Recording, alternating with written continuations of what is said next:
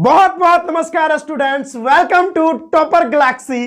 तो आज के इस वीडियो में हम लोग बिलियन चैप्टर का मोस्ट इंपॉर्टेंट न्यूमेरिकल करने वाले हैं। और आज जो है ना, मैं 4 न्यूमेरिकल आपको करवाऊंगा और 4 में से एक फिक्स है जो कि आपके बोर्ड एग्जाम में आएगा। जब आपको ना पेपर मिलेगा और वही क्वेश्चन दिखेंगे जो मैं अभी बता रहा हूं, तो भाई आप मेरे को जरूर याद करोगे। मैं अपना परिचय दे देता हूं। इस चैनल पर मैं अब पहली बार आया हूं। मेरा नाम विजेता आनंद है और बहुत बहुत धन्यवाद अमित सर का जिन्होंने मौका दिया। अब मैं आपके चैनल पे यानी यहां टॉपर गैलेक्सी पे आपको केमिस्ट्री पढ़ाने वाला हूं। तो जी हां, इस चैनल को सब्सक्राइब कर ले क्योंकि इस तरह का वीडियो एकदम डेली में लेकर आने वाला हूं। तो आइए आज के इस वीडियो में हम लोग बहुत ही महत्वपूर्ण 4 प्रश्न करने वाले हैं जो कि न्यूमेरिकल होने वाले हैं बिलियन चैप्टर के। और भाई बिलियन चैप्टर से एक ना एक न्यूमेरिकल आपके बोर्ड एग्जाम में आता ही आता है। ये गांठ बांधकर माइंड में घुसा के लिंक वाला ताला मार लीजिए। आइए, लिंक वाला ताला क्यों मारे? क्योंकि लिंक वाला ताला मजबूत होता है। आओ देखते हैं। क्वेश्चन यहां पर पहला यहां पर आपको दिया गया है, ठीक है। और क्वेश्चन क्या कह रहा है, ध्यान से बढ़िया से पढ़ेंगे। ये ग्राम मिट गया। चलिए, क्वेश्चन क्या कह रहा है, 5.85, अच्छा हिंदी में बोलना है ना, 5.85 ग्राम सोडियम क्लोराइड 200 ml जल में घुला है। अब क्या कह रहा है कि 5.85 सोडियम क्लोराइड जो है वो 200 ml जल में घुला हुआ है। ठीक है, घुला हुआ है सर। ठीक है सर, ठीक है, बहुत बढ़िया। आगे कह रहा है कि बिलियन की मोलरता, अच्छा मोलरता पूछ रहा है। मोलरता की गणना कीजिए। और यह क्वेश्चन 2018 में आ चुका है। भाई शुरू से लेकर अंत तक इस वीडियो को देखिए और समझ में नहीं आया ना तो जो कहिएगा एकदम आएगा ही आएगा, मैं आपके खोपड़ी में घुसा दूंगा। बस मुझे मौका तो दीजिए, विश्वास तो कीजिए थोड़ा। आइए कैसे इसको सॉल्व करेंगे। मोलरता निकालना है यानी मोलैरिटी निकालना है, ठीक है। आओ देखते हैं मोलरता बराबर क्या होता है। आपको यह फार्मूला पता है और फार्मूला से पहले क्या इसकी परिभाषा पता है? अगर इसकी परिभाषा पता है तो यह क्वेश्चन एकदम तुरंत सॉल्व हो जाएगा, तुरंत एकदम ऐसे ही देखते देखते। मोलरता किसे कहते हैं? देखो भाई, क्या होता है कि 1 लीटर बिलियन में किसी भी विलय का कितना मोल घुला हुआ है, या ऐसे बोल सकते हैं कि विलय का कितना मोल 1 लीटर बिलियन में घुला हुआ है, उसी को मोलरता बोलते हैं। समझ में? यानी 1 लीटर बिलियन में विलय का कितना मोल मौजूद है उसी को हम मोलरता बोलते हैं, जिसको हम एकदम कैपिटल M से दिखाते हैं। यानी इसका फार्मूला क्या हो जाएगा? विलय का मोल क्या होगा? विलय का मोल, ठीक है, विलय का मोल बट्टे में कितने बिलियन में? 1 लीटर बिलियन में। कितने बिलियन में भाई? या डायरेक्ट 1 लीटर बिलियन, और यहां पर नीचे में ना डायरेक्ट आयतन लिख सकते हैं। बिलियन का आयतन, बिलियन का आयतन, ठीक है, वॉल्यूम जो होता है। हाँ, यह फॉर्मूला होगा और यह फॉर्मूला लगाइए, आंसर आ जाएगा। आओ, तो कैपिटल M बराबर विलय का मोल। अब भाई मोल का नामे सुनकर आपका दिमागे गोल हो जाता है ना? ठीक है, तो मोल कैसे निकालते थे? क्लास 11th का थोड़ा रिवाइज करवाता हूं। मोल बराबर होता था दिया गया द्रव्यमान बट्टा में क्या होता था? आणविक द्रव्यमान। यही होता था, आणविक द्रव्यमान यही होता था ना भाइयों, बताओ। तो मोल को हम N से दिखाते थे और जो क्वेश्चन में दिया गया द्रव्यमान होता था उसको हम किससे से दिखाते थे? W से दिखाते थे। हाँ सर, ये बात तो आपकी सही है। और बट्टा में आणविक द्रव्यमान को M से दिखाते थे, कैपिटल M से या स्मॉल m से, जो आप कर लो। ये था मोल का फार्मूला, था ना भाई? मोल का फार्मूला तो यही था। अब यहां पर लगा दीजिए। यहां पर विलय का मोल क्या है? पहले तो यह पता करना होगा कि सर विलय है कौन। तो विलय वो होता है जो बिलियन में घुलता है ना? या विलय वो होता है जिसकी मात्रा कम होती है। तो देखो ये 5.85 ये सोडियम क्लोराइड क्या हो जाएगा? विलय हो जाएगा। तो यहां पर विलय तो ये है और आपको इसका मोल निकालना है। तो यहां पर क्या करना पड़ेगा? आप यही डायरेक्ट कर लो या इधर भी कर सकते हो, आपकी कोई दिक्कत नहीं, आप कैसे भी कर सकते हो। तो मैं इधर साइड में कर लेता हूं। सोडियम क्लोराइड का मोल हम निकाल लेते हैं कितना होता है। तो सोडियम क्लोराइड का मोल हम निकाल रहे हैं, यानी मोल हम निकाल रहे हैं NaCl का, तो हम ऐसे लिख देंगे, ठीक है। कितना दिया गया इसका वजन, क्योंकि आपको कह रहा है दिया गया द्रव्यमान, तो सोडियम क्लोराइड का दिया गया द्रव्यमान तो इतना है 5.85, तो हम लिख देंगे 5.85 और बट्टा में। अब ये बताओ सोडियम क्लोराइड का आणविक द्रव्यमान कैसे निकाले, तो कुछ बच्चों को आणविक द्रव्यमान भी नहीं आता होगा, तो सोडियम क्लोराइड को NaCl बोलते हैं, ठीक है, और NaCl बोलते हैं। तो सोडियम का जो आणविक द्रव्यमान होता है वो 23 होता है और क्लोरीन का होता है 35.5। इसको आप कैलकुलेट करोगे तो 58.5 आ जाएगा आंसर, ठीक है। तो यहां पर आणविक द्रव्यमान जो है सोडियम क्लोराइड का वो कितना होगा 58.5। अब इसको आप कट करोगे तो कितना वैल्यू आएगा 1/10 आ जाएगा। तो मोल जो है सोडियम क्लोराइड का वो कितना हो गया 1/10 और इसको काटोगे तो 0.1 आ जाएगा। भाई बताओ खोपड़ी में जा रही है तो मोल कितना आ गया 0.1। तो विलय का मोल कितना हो गया, यानी सोडियम क्लोराइड ही विलय था तो विलय का मोल कितना हो गया वो 0.1, तो हम डायरेक्ट लिखेंगे 0.1। आप बताओ अब बिलियन का आयतन कितना है 200 ml। अब नीचे लिखेंगे 200 ml। भैया ml है तो लीटर में बदलना पड़ेगा, तो ऊपर में 1000 लगा दो। हाँ बहुत बढ़िया। अब इसको कट्टम कुट्टी कर दो जो करना है। अब इस पॉइंट को उड़ाओगे तो नीचे कितना आएगा बताओ, ये 10 आएगा। ये 10 से 10 मर जाएगा, इससे ये भी मर जाएगा, इससे ये भी मर जाएगा। तो क्या बचा, नीचे में 2 बचा, ऊपर में 1 बचा। तो जो हमारा मोलरता है वो कितना हो जाएगा 1, ऊपर में 1 बचा ना, तो 1/2। अब देखो भैया इसको काटेंगे ना तो 0.5 आता है, ठीक है। तो जो मोलारिटी है, जो मोलरता है वो कितना आ गया 0.5 मोल पर लीटर इसकी इकाई होती है, तो वो भी लिख दो मोल पर लीटर। लो भाई खुश, आ गया आंसर। लो ये हमारा सॉल्व हो गया और इस तरह का क्वेश्चन आ जाता है हर बार। भाई अगर ये क्वेश्चन समझ में नहीं आया तो वीडियो को थोड़ा पीछे कर ले और फिर से समझ ले, ठीक है। आई होप जो बच्चे अच्छे होंगे उनको बढ़िया से समझ में आया होगा। तो इसको छाप ले, फिर अगला क्वेश्चन हम लेके आते हैं जल्दी से। देखिए स्टूडेंट्स अब अगला क्वेश्चन क्या है इसको बढ़िया से देखते हैं। मेरा माइक वगैरह सब चल रहा है, हाँ चल रहा है। अब देखिए अगला क्वेश्चन क्या कर रहा है, ये भी वही है और ये भी 2018 में ही पूछा गया है और इसमें भी मोलरता ही निकालना है। सेम क्वेश्चन है, डिजिट चेंज होगा और क्वेश्चन तो सेम ही लग रहा है। तो 15 ग्राम पोटेशियम क्लोराइड को, उस समय सोडियम क्लोराइड लिया था, अभी पोटेशियम क्लोराइड ले लिया है। तो 15 ग्राम पोटेशियम क्लोराइड को 1 लीटर जल में घोला गया। हाँ भाई 1 लीटर जल में घोला गया, घोला गया, ठीक है। चलो अरे भैया गया। हाँ बिलियन की मोलरता की गणना कीजिए। बिलियन जो होगा ना उसमें मोलरता उसकी कितनी होगी ये बताना आपको, ठीक है। कोई समस्या नहीं है, वही क्वेश्चन है भाई, ठीक है। इसमें पहले आप मोल निकाल लो, क्या कर लो मोल निकाल लो। तो मोल बराबर क्या होता है, दिया गया द्रव्यमान, फिर से वही लिखता हूं, दिया गया द्रव्यमान और बट्टा में आणविक द्रव्यमान। आणविक द्रव्यमान यही होता है भाई, बताओ मेरे को बताओ, यही होता है ना। तो भाई आपको पता है किसका आप निकाल 15 ग्राम पोटेशियम क्लोराइड को 1 लीटर जल में घोला जा रहा है, ठीक है। तो बिलियन का मोलरता आपको बताना है। तो भाई आपको पता है कि विलय कौन होगा, पोटेशियम क्लोराइड ही ना विलय होगा, यानी पोटेशियम क्लोराइड को KCl बोलते हैं, यही ना विलय होगा। भाई बताओ आप मेरे को बताओ, यही तो विलय होगा। पहले इस विलय का क्या निकाल लो आप, इस विलय का आपको क्या निकालना पड़ेगा, मोल निकालना पड़ेगा। तो चलो मोल निकालते आराम से। कैसे निकालेंगे, तो अगर हमको मोल निकालना है KCl का तो द्रव्यमान कितना दिया गया है इसका, देखो भाई 15 ग्राम दिया गया है, तो आराम से हम लिखेंगे 15 ग्राम बट्टा आणविक द्रव्यमान इसका कितना होगा वो निकालना पड़ेगा KCl का। तो KCl का आणविक द्रव्यमान निकालो, KCl पोटासियम का 39 होता है और क्लोरीन का 35.5 होता है। तो आप इसको कर लो कितना होगा भाई, 39 और 35 का कर लो आप, कितना होगा 9 5 14, 4 हाथ में 1 1 3 3 6 1 7 74.5 आ जाएगा इसका आणविक द्रव्यमान, ठीक है। यह आणविक द्रव्यमान, इतना ग्राम लगा दो आप, इतना ग्राम 74.5। तो हम लिखेंगे यहां पर 74.5 इतना आ गया, मोल इतना आ गया। आप यहां से छोड़ भी सकते हो, कोई दिक्कत नहीं है, लेकिन हम क्या करेंगे इस पॉइंट को उड़ाएंगे, ऊपर में 10 देंगे।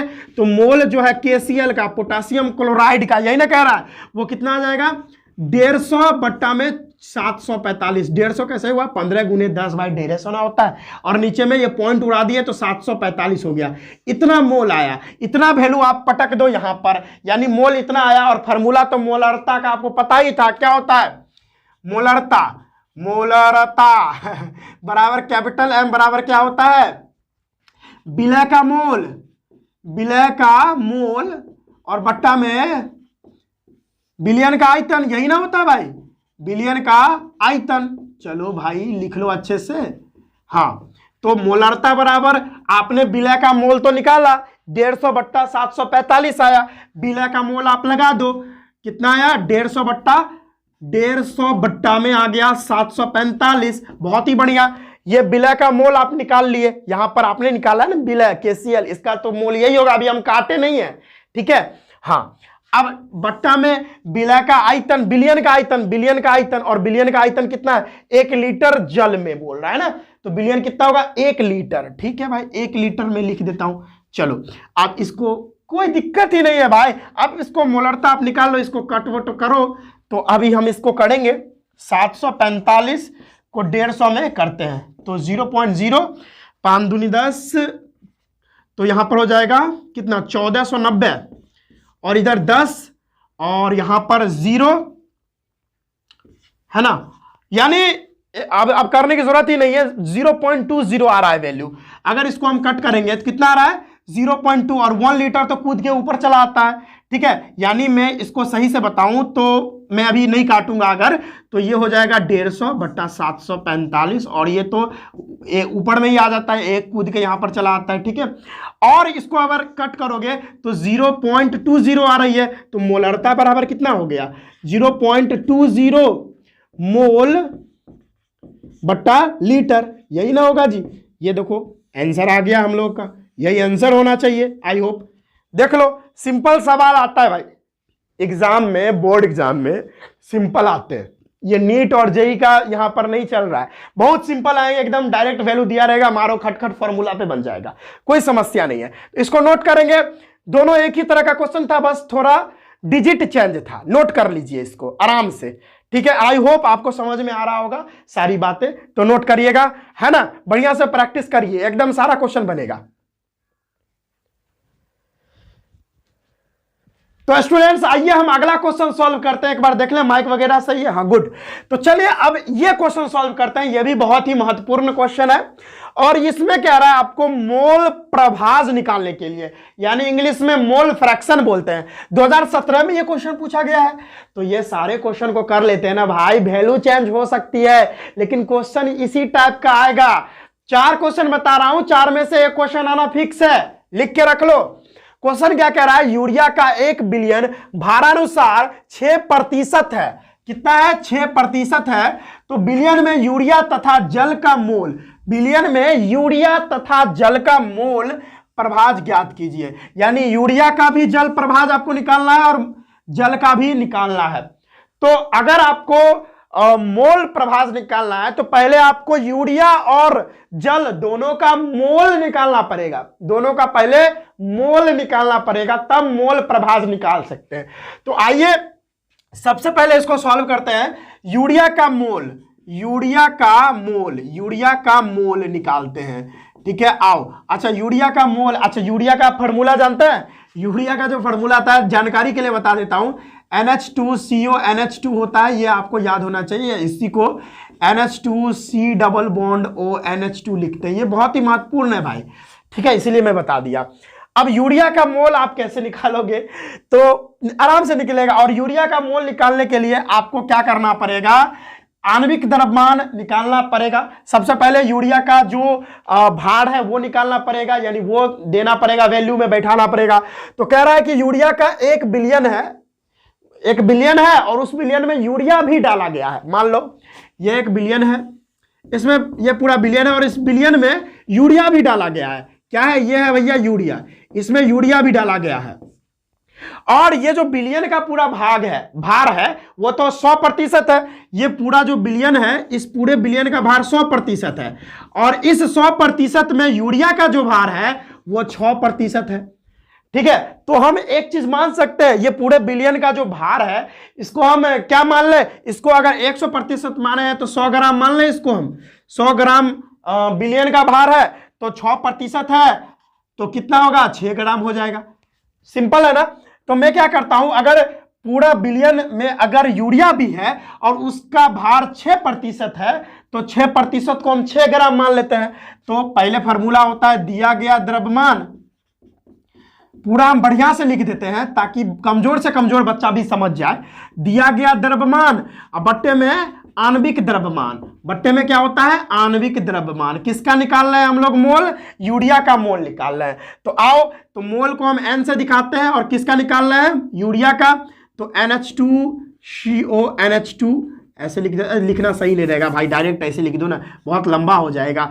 तो दिया गया द्रव्यमान, कितना द्रव्यमान दिया गया अभी हमने बताया ना, अगर 6% है तो वो 6 ग्राम हम मान सकते हैं। तो लिखेंगे 6 ग्राम बट्टा में आणविक द्रव्यमान यूरिया का कितना होता है ये तो निकालना पड़ेगा।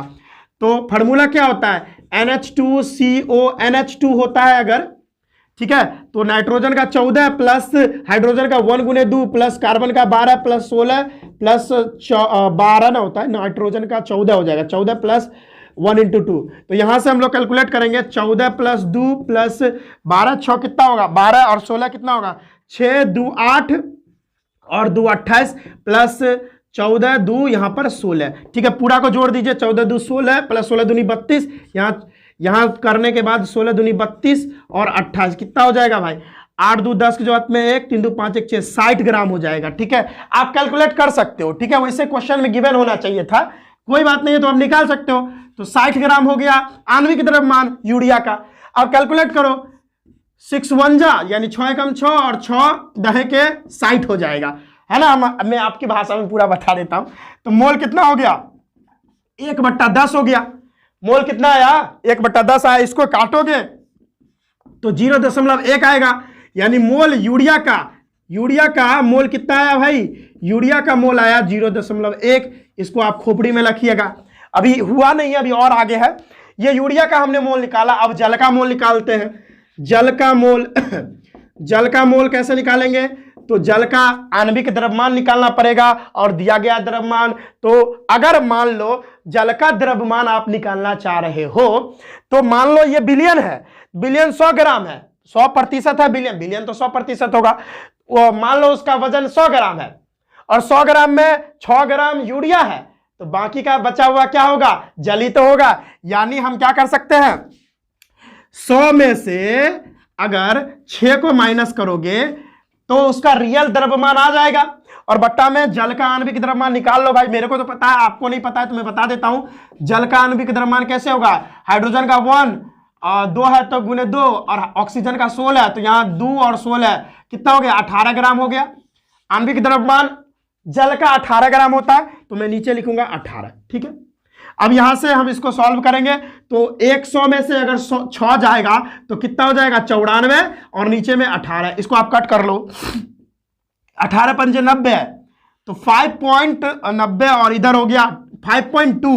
कितना आ रहा है मोल इसका मोल आया 5.2। चलो भाई ठीक है। अब सुनो एक बात, आप ध्यान से सुनो, यूरिया जो है यहां पर विलय है, यूरिया क्या है, विलय है, और हमारा जो जल है वो क्या है, विलायक है। यूरिया क्या है, विलय है, और हमारा जो जल है वो क्या है, विलायक है, यानी घुलाने वाला है। तो मैं क्या करूंगा, यानी जो मोल है यूरिया का उसको हम लोग लिखते हैं XB से, और हमारा जो विलायक है उसको हम क्या लिखते हैं, XA लिखते हैं। ठीक है, कोई प्रॉब्लम है भाई क्या, कोई प्रॉब्लम है, नहीं है, कोई प्रॉब्लम नहीं है। ठीक है, XA XB नहीं, सॉरी उल्टा लिख दिया मैं, वेरी सॉरी।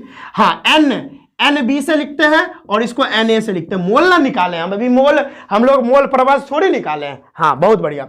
चलो अब हमको मोल प्रभाज निकालने के लिए बोल रहा है, पहले किसका निकालते हैं, पहले यूरिया का निकालते हैं। हम लिखेंगे, थोड़ा वीडियो लंबा हो सकता है लेकिन जानकारी पूरा मिलेगा। यूरिया का मोल प्रभाज, और मोल प्रभाज को XB से दिखाते हैं ना, XB। वैसे तो मोल प्रभाज को X से दिखाते हैं, लेकिन अभी यूरिया निकाले और यूरिया एक विलय है तो विलय को XB से हम दिखा सकते हैं। ठीक है, विलय का मोल प्रभाज XB से दिखाते हैं। तो क्या होता है, अगर आप लोग को यूरिया का मोल प्रभाज यानी विलय का मोल प्रभाज निकालना है तो क्या करना पड़ेगा क्या करना पड़ेगा, मोल ऑफ, मोल किसका, विलय का, और फिर से आपको मोल विलय और विलयन का, विलय और विलायक दोनों का लिखना पड़ेगा। तो n b divided by n b plus n a, ये फार्मूला होता है। अगर फिर से मैं बताना चाहूंगा, अगर बच्चे कंफ्यूज हो रहे हैं तो मैं फिर से बता देता हूं कि अगर यूरिया का आप निकाल लें, यूरिया एक विलय है, तो आपको विलय का मोल पहले लिखना पड़ेगा और बट्टा में विलय और विलायक दोनों का मोल नीचे लिखना पड़ेगा और उसको भाग देना रहता है। ठीक है, बस आओ निकालते हैं।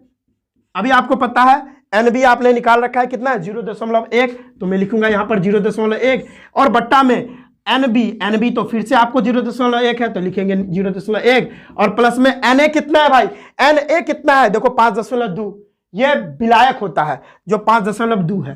तो आओ, तो यहां से क्या हो जाएगा वैल्यू 0.1 और नीचे हो जाएगा 5.3, ये पॉइंट को उड़ाएगो, ये पॉइंट को उड़ाओगे तो दोनों कैंसिल हो जाएगा और यहां पर वैल्यू कितनी आएगी, यहां पर वैल्यू आएगी 1/53 है ना, और इसको आप कट करोगे तो लगभग वैल्यू 0.018 आता है, देख लेना वैसे। यानी एक्स बी कितना आया, एक्स बी आ गया 0.018 आ गया। ठीक है, यही होता है, आप करके देख लेना, वैसे यही आना चाहिए मेरे हिसाब से। या मैं एक बार कैलकुलेट भी कर लूं, 53 को 1 से करो 0.0, हाँ सही है, कोई प्रॉब्लम नहीं है। बस सिमिलरली आप यूरिया का ऐसे कर रहे, मोल प्रभाज यूरिया का निकल गया तो आपको आराम से निकल जाएगा किसका, जल का। ठीक है, तो कैसे, एक फार्मूला होता है XA प्लस XB, इसको काय भी बोल सकते हैं, बराबर 1 होता है। यानी आपका जो मोल प्रभाज विलय का और विलायक का जो होता है वो मिला के 1 होता है, 1 से ज्यादा नहीं हो सकता। अगर 1 से ज्यादा वैल्यू आ रहा है तो गलत हो गया आपका। तो अभी आपको XA निकालना है और आपने XB निकाल के रखा हुआ है यहां पर, ये XB आपने निकाला, कितना है 0.018 और बराबर 1 वैल्यू दे रखी है। तो XA बराबर क्या हो जाएगा, 1 इधर आएगा और ये प्लस में इधर जाएगा, माइनस में 0.018, तो यहां पर इसको माइनस कर दो ना, कितना वैल्यू आता है, इधर माइनस करते हैं 1.000 और किससे में कर रहा है 0.01 भाई 0.018 में कह रहा है ना, यही ना। तो 10 में से 8 गया 2, ठीक है, 9 में से 1 गया 8 और इधर तो हमारा 9 बचेगा और यहां हमारा 0 बचेगा। तो 0.982 हमारा क्या आ जाएगा, वो हमारा आ जाएगा खाई ए ना निकाले भाई, क्या यार, ये देखो अब निकल गया मोल प्रभाज किसका, देखो देखो देखो देखो देखो, अभी यहां पर हमने निकाला ये XB, ये मोल प्रभाज किसका था, ये मोल प्रभाज था किसका, बताओ भाई मेरे साथ बोलो ना, ये मोल प्रभाज यूरिया का था और ये मोल प्रभाज जल का है, निकल गया। अब ये दोनों मिला के 1 हो जाएगा, आप जोड़ के देख सकते हो। अगर ये दोनों मिलाकर 1 हो गया तो आपका जो आंसर है वो एकदम सही आया है। तो समझ गए भाई, तो नोट करिए, ये तीसरा क्वेश्चन थोड़ा कॉम्प्लिकेटेड, क्या कॉम्प्लिकेटेड रहेगा भाई, जो बढ़िया से पढ़ता है उसके लिए कोई कॉम्प्लिकेटेड नहीं। नोट करिए, एक क्वेश्चन और है जो मैं आपको बताता हूं, नोट करिए इसको। आइए दोस्तों अगला क्वेश्चन देखते हैं। क्वेश्चन क्या है कि ये क्वेश्चन है 27 डिग्री पर डेसीमोलर यूरिया विलयन का परासरण दाब ज्ञात करें और आर की वैल्यू, जो यूनिवर्सल गैस कांस्टेंट होता है उसकी वैल्यू आपको पता है 0.0821, 0.0821 और उधर उसका यूनिट दिया, ये वैल्यू होती है। तो आपको बताना है 27 डिग्री पर क्या होगा परासरण दाब, ठीक है, वो जो गैस है उसका दाब क्या होगा, आओ देखते हैं। यूरिया विलयन का दाब है, वैसे ये गैस के लिए भी लागू होता है और विलयन के लिए भी लागू होता है, कोई प्रॉब्लम नहीं है। डेसीमोलर का क्या मतलब है, यानी N/V की जो वैल्यू है वो 1/10 है, ये मानो, ठीक है। और यहां पर क्या क्या दिया गया है वो हम लिख देते हैं। ये N/V का वैल्यू 1/10 है। आगे क्या दिया है, टेम्परेचर यानी तापमान जो है वो कितना दे रखा है 27 डिग्री सेल्सियस, और इसको केल्विन में बदलना पड़ेगा। तो कैसे करेंगे डिग्री सेल्सियस और केल्विन में कैसे बदलेंगे, डिग्री सेल्सियस प्लस में 273 केल्विन होता है, मतलब 273 करना पड़ेगा तब केल्विन में बदलेगा, ठीक है। तो आओ करते हैं डिग्री सेल्सियस 27 डिग्री है, 27 प्लस 273 कितना हो जाएगा भाई यहां 7 3 10 यानी 300 केल्विन हो गया। तापमान कितना है 300 केल्विन हो गया तापमान। ठीक है, आओ पी निकालना है। अब निकालना क्या है भाई, पी निकालना है यानी अनुसरण दाब निकालना है, यानी पी निकालना है। फॉर्मूला क्या होता है, पीवी इक्वल टू NRT होता है फॉर्मूला, यही तो होता है भाई, ये फॉर्मूला होता है, आपको पता होना चाहिए जहां से अगर आपको पी निकालना है तो भी इधर चला जाएगा, तो N/V और गुने में RT, टी टेम्परेचर को यहां कैपिटल टी दिया, मैं भी दे देता हूं, क्या समस्या है। तो यहां पर आपको P जो दाब है वो कैसे निकलेगा, N/V का वैल्यू कितना है 1/10, तो हम लिखेंगे 1/10 गुने R का वैल्यू कितना है 0.0821। ये तो क्वेश्चन में गिवन है, दिया गया है भाई, घबराना नहीं है, 0.0821 दिया है। और तापमान कितना है 300 केल्विन, केल्विन में आपको बदलना पड़ेगा क्योंकि वैल्यू केल्विन में आएगी। ठीक है, यूनिट केल्विन में है तो केल्विन देना पड़ेगा, यानी 300 केल्विन। ठीक है, के नहीं भी दोगे तो कोई समस्या नहीं है। ठीक है, कट करो, यहां से यहां कट गया, तो यहां पर जो आपको दाब निकलेगा वो 0.082 गुने 30, और इसको एक और काम कर लो इस जीरो को अगर आपको काटना है तो यहां पर ये वैल्यू पॉइंट इधर चला जाएगा, तो 0.82 गुने में 3, इसको गुना कर दो, आंसर आपके कदमों में 0.82 और को 3 से, तो देखो आओ 3 दूनी 6, 8 त्रिक 24 के 4 हाथ में 2, 0 और 2.46 कितना आंसर आ रहा है पी बराबर, यानी दाब जो है पर पराशरण दाब है वो कितना आ रहा है 2.46, इतना दाब है, इतना दाब है अनुमंडलीय, इतना अनुमंडलीय दाब होता है, वायुमंडलीय दाब, अनुमंडलीय नहीं वायुमंडलीय दाब। तो P कितना आ गया 2.46, यही कह रहा था क्वेश्चन में, ये क्वेश्चन बन गया है। और ये क्वेश्चन कब पूछा गया था, ये यहां पे दिया नहीं है, मैं शायद लिखा नहीं, ये भी किसी वर्ष पूछा गया था ये क्वेश्चन। तो आई होप पूरा समझ में आ गया होगा, इसको नोट करना चाहते हैं तो नोट कर लीजिए, चलिए नोट कर लीजिए। जी हाँ बच्चों, तो भाई ये बहुत ही इंपॉर्टेंट वीडियो था, इसमें एक क्वेश्चन आएगा, वैल्यू चेंज हो सकता है लेकिन क्वेश्चन इसी टाइप में रहने वाला है। ठीक है, तो इस तरह का इंपॉर्टेंट वीडियो हम डेली लेकर आते रहते हैं, तो टॉपर गैलेक्सी को सब्सक्राइब कर ले, और आज से हम जो है केमिस्ट्री आपके चैनल पे पढ़ाने वाले हैं। ठीक है, तो खूब सारा प्यार दीजिए इस चैनल को सब्सक्राइब कर लीजिए, और हम मिलते हैं ऐसा ही रोचक वीडियो के साथ और एनर्जेटिक वीडियो के साथ। तब तक के लिए जय हिंद।